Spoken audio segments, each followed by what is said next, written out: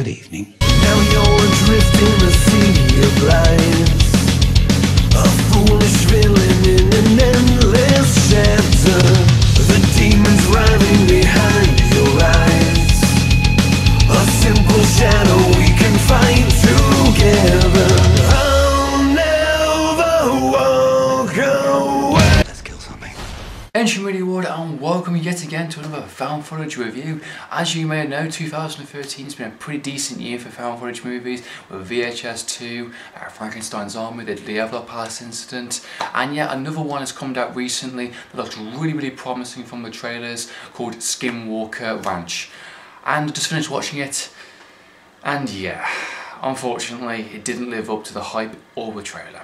So let's talk about, disappointingly, Skinwalker Ranch. Why did you black out the sun?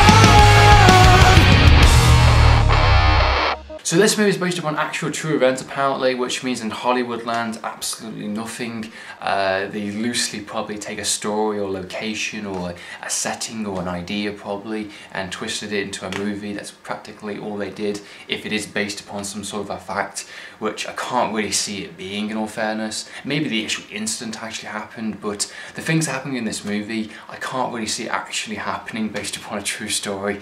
So that I'm going to disregard straight away. The storyline for this movie follows a kind of farmer, ordinary guy, a father, that basically his 10-year-old son vanishes in the front of his eyes, obviously by the looks of it from the trailer and from the movie of course, by aliens. So a couple of years down the line, a team comes together and practically sets up, cameras all over the house, motion sensors, and wants to document and kind of prove what actually is going on Skinwalker Ranch. And they already have a prime suspect.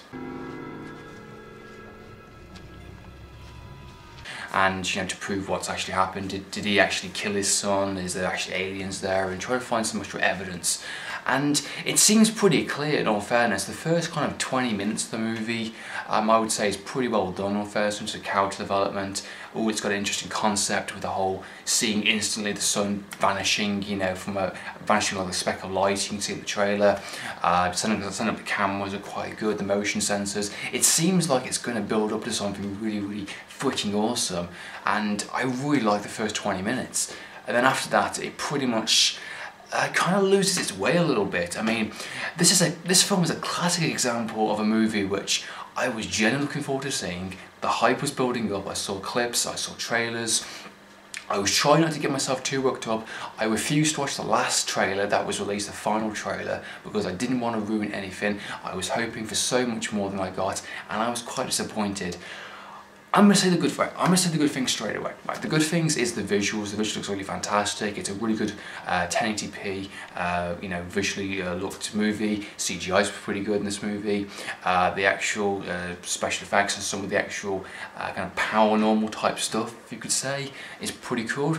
There is some interesting ideas in it. There's some pretty awesome scenes, definitely for sure. But it doesn't really go anywhere after that. It's kind of like it's just random stuff happening for just no apparent reason. It's not really connecting with each other.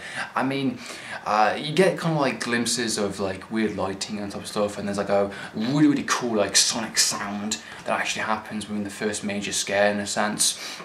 And it's kind of like, ooh, interesting, what's going to happen? How are they going to build upon this? And it just kind of like gives you stuff. And it's like, it doesn't make any sense. It's like, how the fuck is that connected to this, and how does that connect to that?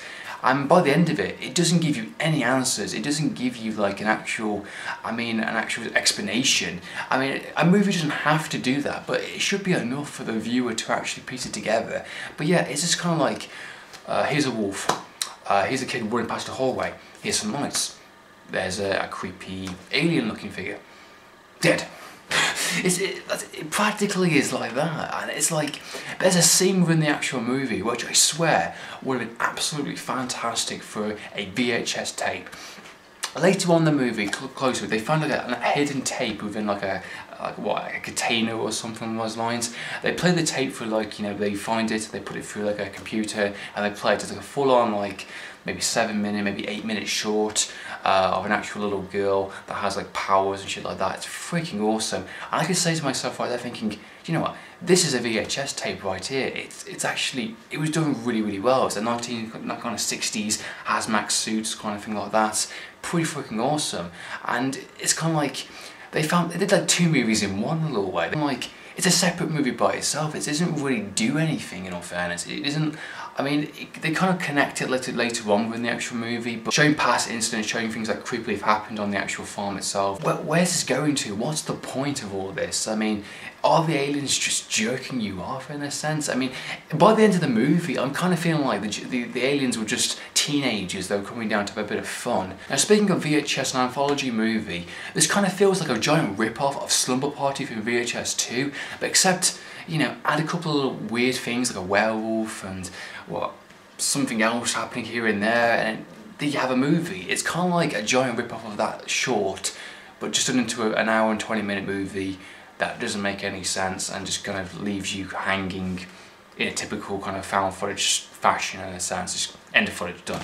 And it's kind of like, you know, who edited this footage? I mean, how do they get it? I mean, what happened to certain characters?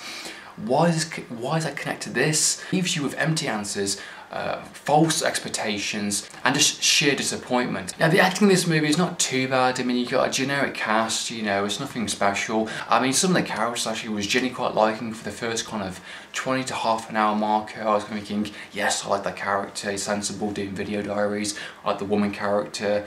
Certain characters decide to leave later on with the movie for whatever reasons, and it's kind of like, that's a smart decision, why don't the rest of you do it? And the last 20 minutes of the movie, 20 to 30 minutes of the movie, there's a character called Sam, with the kind of the bushy beard in a sense. He turns into a jackass for absolutely no reason whatsoever. It's practically the shit at the fan. There's way too much weird stuff going on, which clearly is, and people getting hurt, things are happening, and it's kind of like, yes, it's time to leave, get the heck out of there. And for some reason he's having a go at his friends and his people, thinking, oh, I shouldn't have brought you along, I should have done this, you know, for practically, you know, not sticking around and doing the sensible things, and he turns into a bit of a jackass and decides to, like, you know, slug off for his friends in a sense, and thinking, where's that come from? Where's this character change all of a sudden happen? I mean, it's just a bit weird in that sense of writing. And of course, a found footage movie has to have a dog in the movie, and